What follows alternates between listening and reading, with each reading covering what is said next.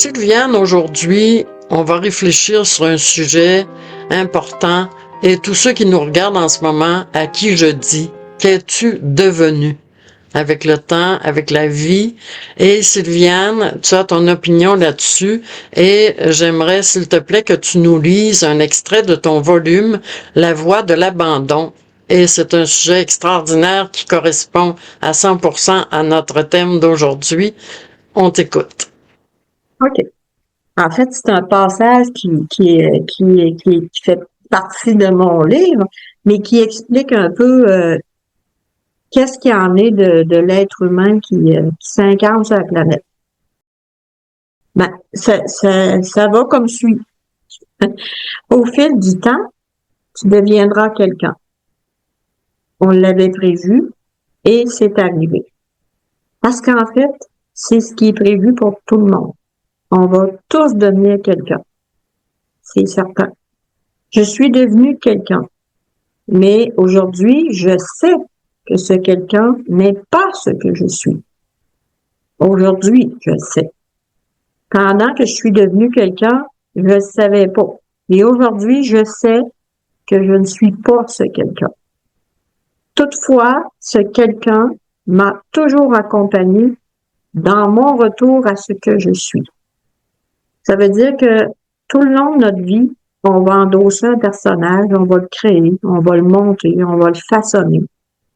Puis on va jusqu'à penser que ce personnage-là, c'est nous. Jusqu'à devenir certain que ce personnage-là, c'est nous. Et j'ai fait naître ce quelqu'un plus d'une fois en lui prêtant vie. C'est toujours en lien avec l'incarnation, bien sûr, si on est d'accord avec l'idée qu'on ne fait pas juste un voyage sur la planète. Là. Donc, à chaque fois que je nais, je donne vie à un personnage. Je deviens quelqu'un. Et tous les deux, on s'est prêtés au jeu, ce qui serait impossible sans lui et moi. Je ne suis pas lui, je suis. C'est-à-dire que je ne suis pas mon personnage, je suis d'abord. Il n'est pas moi, mais je suis en lui. Ça veut dire que je suis la vie qui anime ce personnage-là. Donc, on n'est pas le personnage qu'on joue, mais on joue à travers lui. Et parce que je suis en lui, je connais ceci, être lui. Je connais c'est quoi être un humain. Parce qu'on dit qu'on est des êtres humains, donc je connais c'est quoi être un humain. Et être lui me porte à la conscience de l'autre. Car à travers lui, j'ai connu l'autre. Ce qui aurait été impossible sans lui.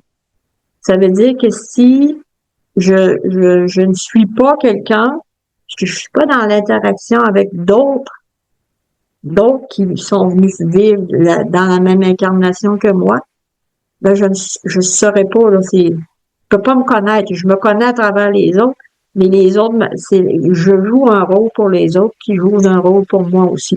Tout le monde qui passe sur notre, quelqu'un qui joue avec nous autres, ben, ils sont en interaction. Ça fait partie de la vie sur Terre. Donc, j'avais terminé mon texte en disant immense gratitude pour la connaissance de l'autre. Grâce à lui et grâce à tous ses autres. Autres étant écrit H-O-T-E-S. Donc, quand je dis qu'on devient quelqu'un, ça veut dire que on est dans un corps physique, puis on va façonner notre personnage, puis on va devenir un personnage bien précis, qui est conforme à ce que j'ai acheté comme information pour former ce personnage-là. Ça veut dire que si on a dit de moi que j'étais sage, ben ça se peut que j'aie un personnage qui soit plutôt sage. Si on n'a pas arrêté de me dire que j'étais tannante, ben ça se peut que j'ai un personnage qui soit comme ça. Soit je me conforme à ce qu'on pense ou à ce qu'on m'invite à acheter, là, ou soit je suis juste pas là-dedans puis je m'en vais à l'inverse. Mais ce personnage-là, ce que je suis devenu, c'est moi qui l'ai monté au fil du temps. C'est moi qui l'ai transformé au fil du temps. Parce que des fois, je pars avec un personnage X qui se transforme au fil du temps. Parce que je décide de changer, de transformer ce personnage-là. Je sais pas si tu... Mais ma réflexion en t'écoutant, Sylviane, c'est que au fond, tout ce que je suis, ce n'est pas moi, c'est le reflet de tous les autres qui m'ont interagi, qui ont interagi avec moi tout le long de ma vie. Mon vrai soi, il est où? Ton vrai soi, il porte rien, lui, il n'est pas défini. Hein? Ton vrai soi, c'est la vie qui anime ton corps, qui anime ce personnage-là. Puis jusqu'à ce que tu te rendes compte que t'es pas le personnage, ben toi, tu vas penser que le soi, le toi, là, c'est le personnage. Okay? Tu vas pas être capable d'admettre que t'es pas le personnage. Jusqu'à ce que tu allumes que le personnage, c'est pas toi. Jusqu'à ce que tu sois capable de te différencier du personnage. Puis là, après ça, ben écoute, tu peux jouer ce que tu veux. Parce que là, tu as pris conscience, ah, OK, aujourd'hui, je peux changer de ma façon de faire parler mon personnage, là, parce que je comprends que je peux jouer avec le personnage. Les comédiens font ça, là. Hein, ils font ça parce qu'on leur demande de faire ça. Bon, ben là, tu vas endosser un autre personnage. Nous autres, on pense qu'on a un personnage qui est fixe, qu'il faut jouer selon les codes qu'on a achetés, là, tu sais, la façon d'être, mais non, on peut, comme les comédiens le font, changer notre façon, nos répliques, jouer, façonner le personnage comme on veut. Dans le fond, Sylviane, si j'écoute ce que tu dis, je me dis, si une personne a toujours été très timide, n'a jamais osé parler, s'exprimer devant, exemple, une grande autorité sociale, j'en ris, et qu'un jour elle décide qu'elle réalise que son soi est un petit peu fatigué d'être timide et introverti, est-ce que c'est le moment de sortir de son vrai soi à ce moment-là? En fait, Joanne, c'est que le soi vient faire des expériences. Hein. Puis, ce que tu rencontres d'adversité, si on peut appeler ça une adversité, là, ce que tu rencontres d'adversité, ben, ça veut dire que, ah, ça, c'est un dépassement que le soi, l'être, souhaite faire. Fait que tu vas avoir sur ta route, sur ton chemin, toutes sortes d'expériences qui vont t'arriver puis qui vont te proposer, veux-tu le dépasser ou pas? Puis, à un moment donné, tu vas décider de, bon, ben, ça fera le personnage timide, là. J'y vais. Puis là, tu vas monter sur la scène, tu vas prendre un micro, puis tu vas dire, bon, ben, je sais pas ce qui va se passer parce que je suis pas habituée d'avoir un micro dans les mains. Soyez indulgents, comme ça m'est déjà arrivé, parce que là, je joue quelque chose que je suis pas habituée de jouer. Fait que soyez indulgents.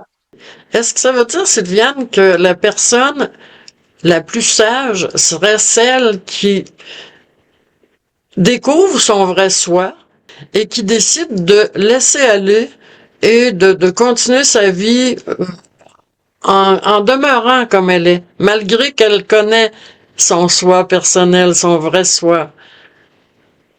Ben, souvent, quand tu prends conscience de qui tu es vraiment, là, ben, t'as plus envie de jouer le petit personnage. Ça fait plus, ça devient comme une évidence que là, Mhm. ben, t'as le choix de transformer ce personnage-là en quelque chose qui se rapproche du